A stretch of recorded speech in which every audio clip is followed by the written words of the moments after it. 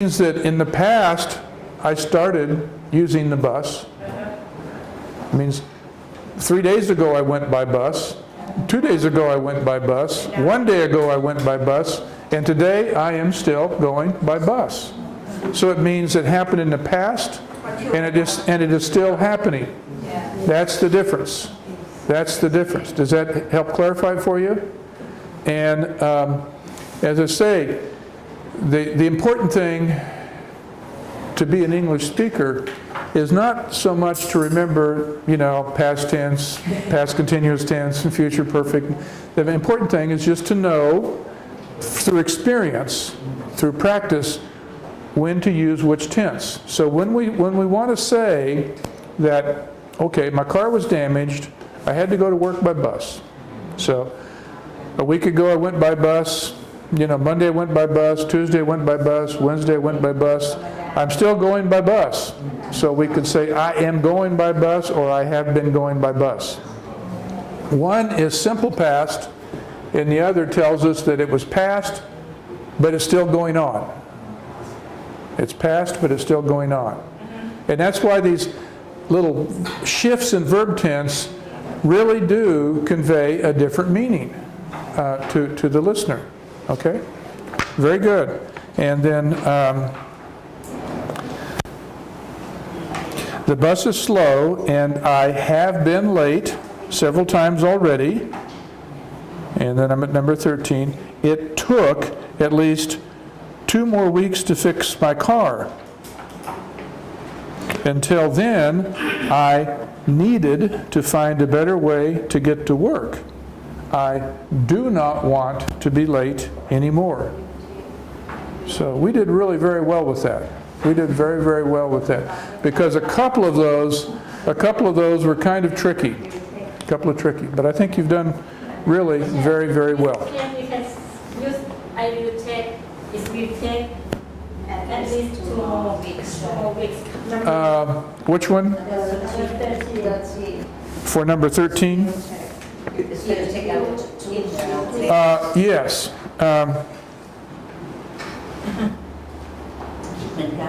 Oh, yeah, will take.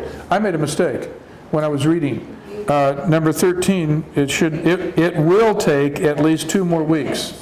It will take. That was my mistake. That was my mistake. It will take at least 2 more weeks to fix my car. Very good.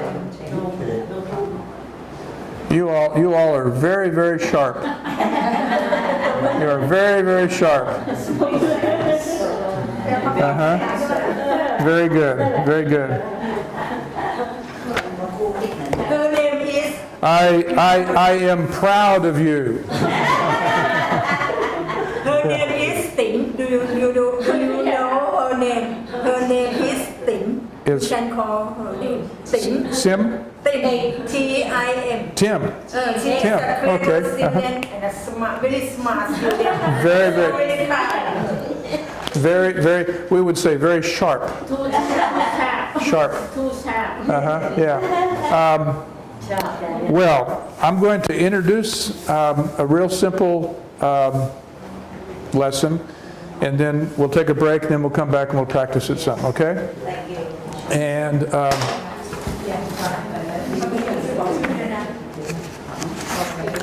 so let's look at page 8. Page 8. Now, so far, going back to about a week and a half ago, I discussed with you dependent clauses, and we talked about how dependent clauses can be restrictive or non-restrictive. And I want to talk about a different type of clause real briefly, and then we'll practice it a little bit. They're what we call noun clauses. Noun clauses. Now, a clause is a group of words in a sentence that will have a subject and will have a verb, but it won't it needs to have the rest of the sentence to go with it before the sentence makes sense. So it's not a complete sentence by itself. Even though it has a subject and it has a verb, its meaning is incomplete. And clauses can be used as modifiers, which is when I was talking about restrictive and non-restrictive clauses, we were looking at them as modifiers. We can have adjective clauses and we can have adverb clauses. That's what we were talking about like a week ago or 2 weeks ago.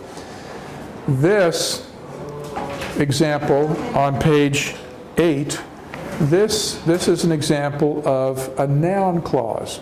A clause that takes the place of a noun. Now I'd like you to look at, normally I would have like, they use the PowerPoint for this, but my computer, I couldn't get it to go this morning.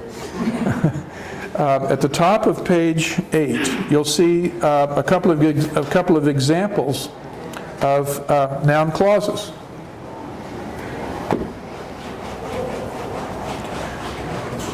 They're almost always introduced with the word that. Almost always introduced with the word that. So,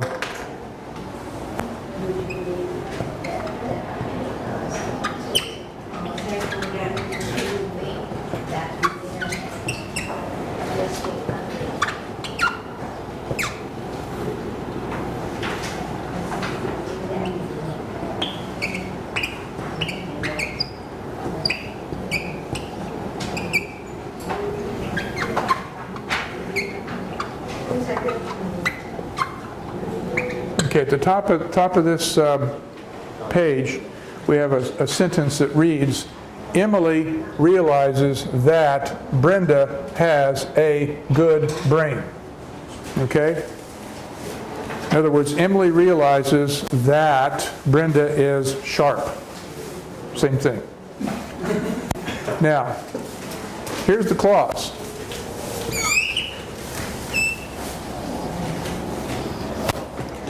The clause is that Brenda has a good brain.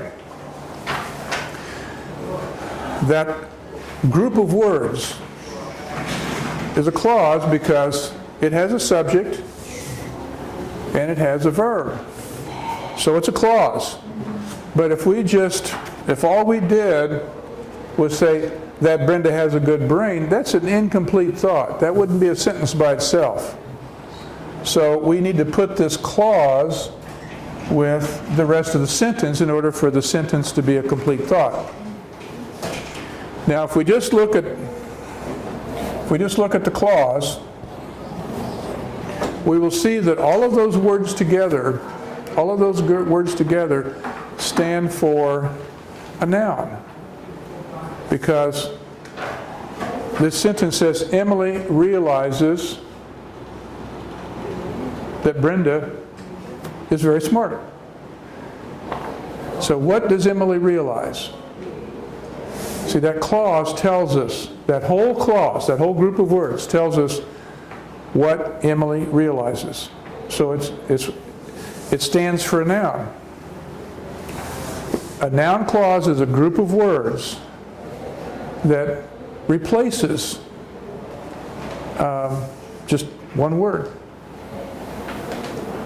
So, or one thought. So Emily realizes that Brenda has a good brain. Here's another example.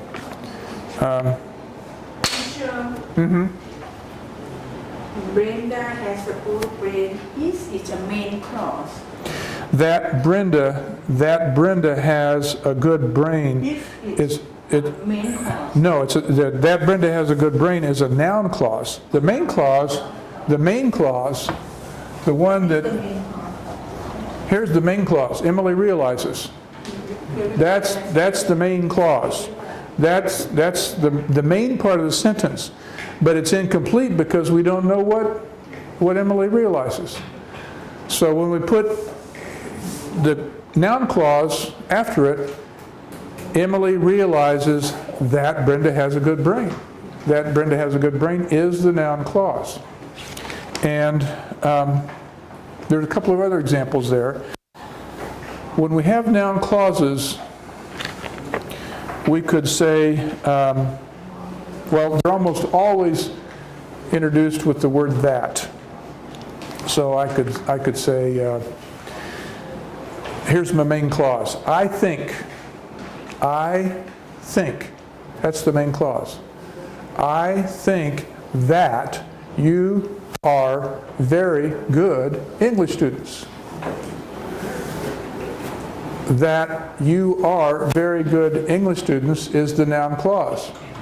I think is the main clause. Well, what do I think? Well, I could think that, I don't know, lots of different things. You don't know what I'm thinking. But if I said, I think that you are all very good English students, then we've got a noun clause that tells everybody what I'm thinking. So I introduced the noun clause with that. Well, let's take a break, and then when we come back, we'll practice it some more, okay?